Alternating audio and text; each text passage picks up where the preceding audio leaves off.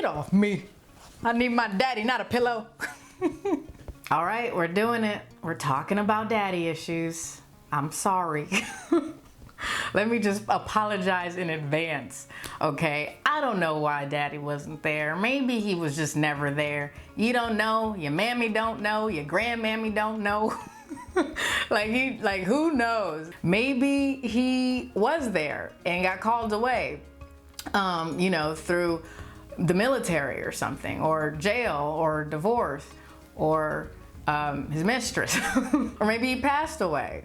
Or maybe he was there, fully present in the house, but not present, like present. Maybe you never got that connection and, you know, intimacy that you needed from him.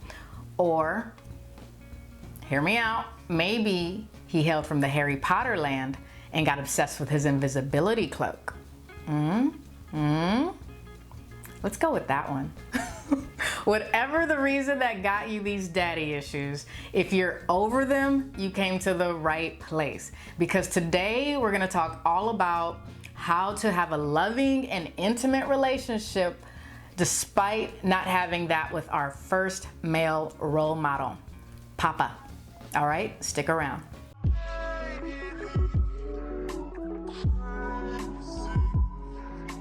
Welcome back.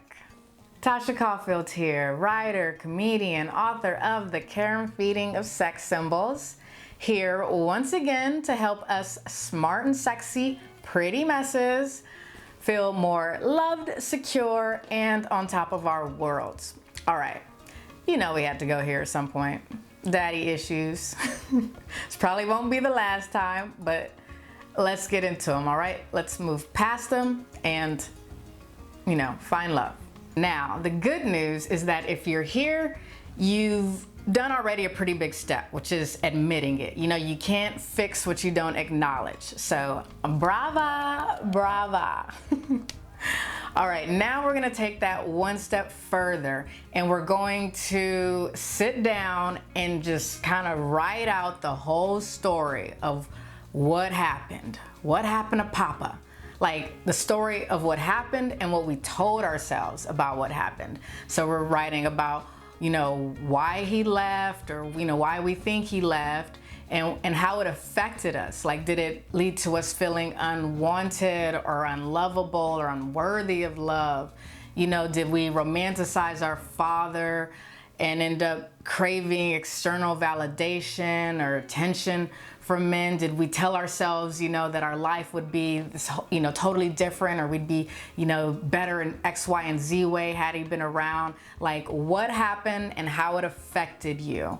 And then you also want to go into how you acted out based on that story that you told yourself, because, you know, you gotta own your stuff and be like, okay, so, you know, as a result of me telling myself this, I, you know, maybe was promiscuous, or maybe I shut down on guys in relationships out of fear of abandonment or being disappointed again, like, or maybe both.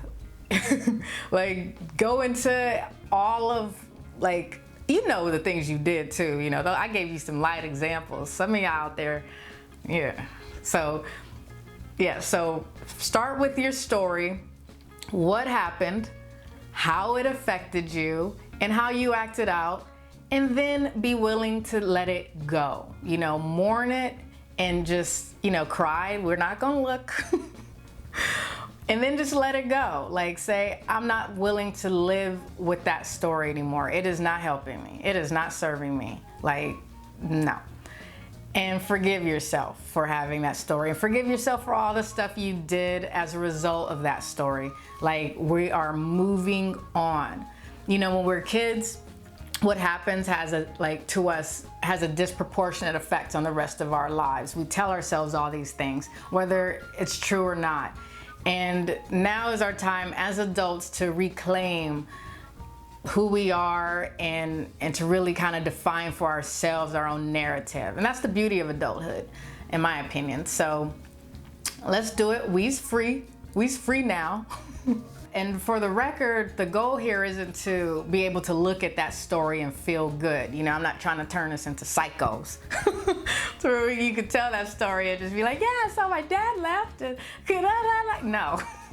The goal is to not let the story stand in the way of what you want in life and where you want to go in the loving relationship that you want now. The loving relationship that all that stuff, your dad's absence gave birth to. The thing created this vision and desire in you. So we don't want to let it stand in the way. We're not trying to, I'm not saying that you'll ever get to a place where you're going to listen to that story that that about your dad not being there and just be like, cool, like, I don't need nobody. Like, no, you can be like, yeah, that kind of wasn't, I would have liked to have that, but I didn't. And now I get to, X, Y, and Z.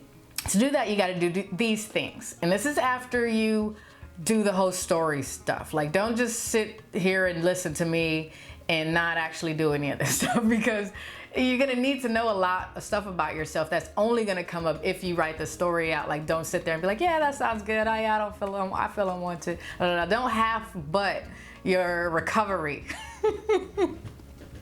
Like, come on.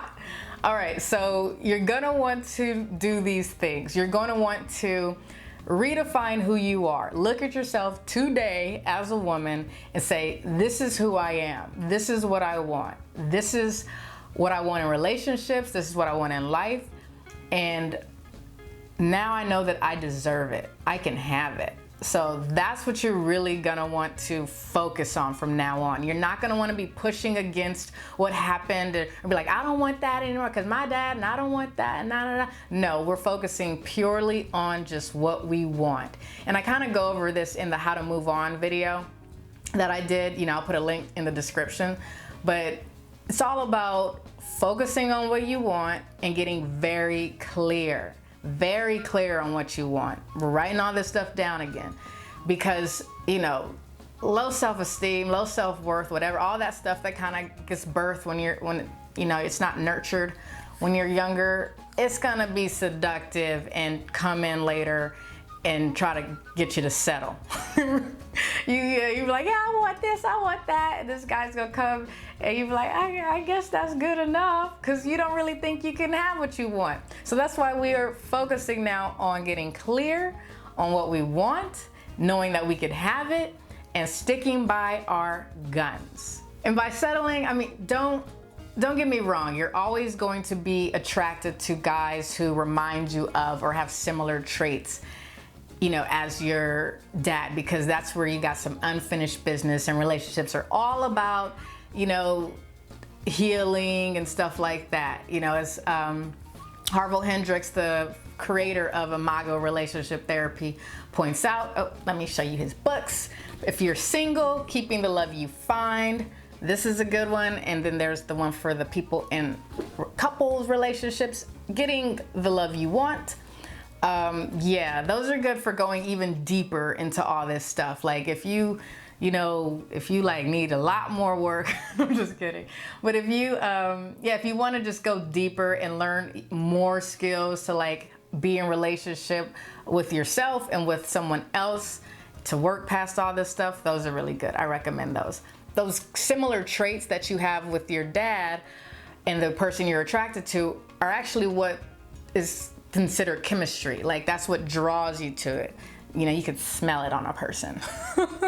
Like, hey, that's hot, because you got some unfinished business, but it shows up as cute and sexy looking because, that's how you do it. That's how you get better. But anyway, so, you have these natural attractions, but that doesn't mean that you're doomed to end up in a relationship that's, with a guy who's just re-traumatizing you all over again. Like, his behavior will remind you of your dad, but it won't wound you in the same way. And it won't wound you because, number one, you've already figured out what your triggers are. So say he's like, absent-minded, just naturally absent-minded, or focused on career, whatever. He's not doing anything to hurt you specifically, or like, but he just got these things, and it triggers a feeling of unimportance in you, or whatever those issues were that you had stemming from your daddy stuff. And you know, now that you're aware of them, of you know, your triggers and your issues, then you get to talk to him about it, opposed to like overreacting. And he will then also, you know, want to help you, because that's why he's your loving partner. And he'll help facilitate your healing by adjusting some things, and then you're also adjusting your emotional responses at the same time. So you guys are kind of, you know, jiving and jiffing, and then you're better. That's what that is, that chemistry. Now, for the guys who are capable of re-traumatizing you, you know, the bad boys, maybe he's shown you that he just like not really up for making adjustments for you, or his behavior is just like extreme to where you shouldn't put up with it, no matter even if he is up for it or apologetic or whatever. And this stuff can range from him being unreliable or distant or neglectful to controlling or disloyal or abusive, physically, mentally, emotionally, whatever. Of those guys, you're gonna want to, for most of us at least, just allow yourself to burn out. If you're attracted to that, you will burn out of those guys if you really truly do want a healthy, loving relationship. In some cases, you can play like these little Jedi mind tricks on yourself too. You can be like, well, would I want my kids to put up with that? Like, you know, like, sure, I could wait around all day. Like, I got, you know, stuff that I could do while I wait for him. But would I want my kids to be sitting around waiting for him all day? Or you could put yourself back in, you know, yourself as a kid shoes and say, would I want the younger version of me to have to put up with this? And stuff like that will kind of help you to remember your standards that you now have and stuff like that. Like, you're grown now. You don't need to keep re-wounding yourself. You're free now. You're free. So you can move on. And whether it's through burning out or Jedi mind tricks, whatever brings you to the place to wanting to learn how to be in relationship, you know, with the good guy, the guy who's communicative and reliable and loving and emotionally available and supportive and devoted and just all of that stuff. You're gonna have to know that in order to be in a relationship with that guy and content in it, you're gonna have to go against your nature a little bit. Like your normal tendency to rebuke all that is good and holy in your life and in a man. You're gonna have to like embrace it now. And this is tough because Mother Nature, she's a stubborn chick. You know, and this means that when you are in a relationship with a guy and you know, his behavior, it just starts to feel boring or smothering or just creepy. Just creepy as hell. You're kind of itching to go because it's unfamiliar, all this stuff, like love and attention, and you know, it's a little, So yeah, you're gonna have to fight the discomfort. Don't fight the guy, fight the discomfort. All right, you can write about how you feel, talk to a friend, understand that your feelings are normal, you're out of your comfort zone. But yeah, fight the discomfort, don't fight the guy. Like, sit it out, wait it out. Eventually, this will become, you know, familiar and comfortable. What the changes you're trying to make now are deep, usually generational changes, or just what like the effects are long lasting. It's almost like trying to change your DNA. This is big, heavy stuff.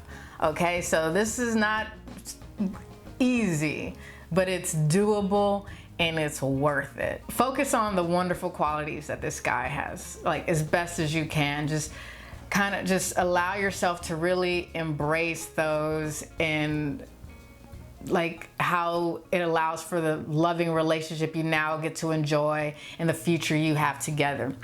With that said, this isn't about dating every nice Tom, Dick, and Harry that comes along just because you're tired of dating jerks. Like, that ain't gonna work either. You gotta actually be drawn to the guy. You know, can you be yourself around him? Do you feel safe? Do you guys have an intellectual connection? You know, do you have love for him and things like that? And that chemistry. If it's about just you being, you know, afraid that you know things might not last, or you know, you feeling like you might get abandoned or disappointed again, or just those type of discomforts or boredoms or whatever, like that's the stuff you want to not entertain. You want to entertain, you know, what you do like about them. But if you're finding yourself looking up 101 ways to fake your death before your dates, no, not the one. You gotta feel drawn to him. You gotta feel drawn to him. You still gotta have that connection, that jizz. All right, not just any nice guy. And then the final thing you're gonna wanna do with your good guy is support him in being that good guy. Don't, you know, do stuff that's gonna make him become a jerk. Or like, don't, you know, do stuff that'll make him exhibit jerky behavior. You know, like support him.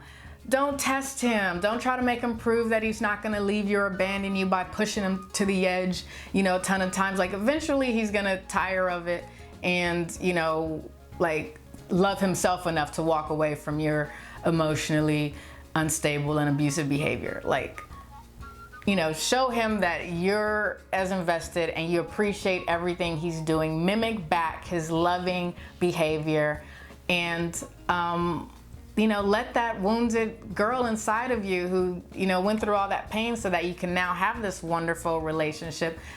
Let her come along for the ride too. Let her experience all this stuff. You know, I found my little girl at a store. Well, she's inside me, but this is a good representation I found a few years back. And I would talk to her, you know, and take her on the ride with you and just be like, you can't drive the car, but you can ride with us, you know, and celebrate. We're all celebrating now. It's all good. You know, we fought for what we wanted, what we knew we deserved, and we got it. All right? Like this video and subscribe and hit the notification bell. And until next time, this is Tasha Caulfield saying, stay sexy.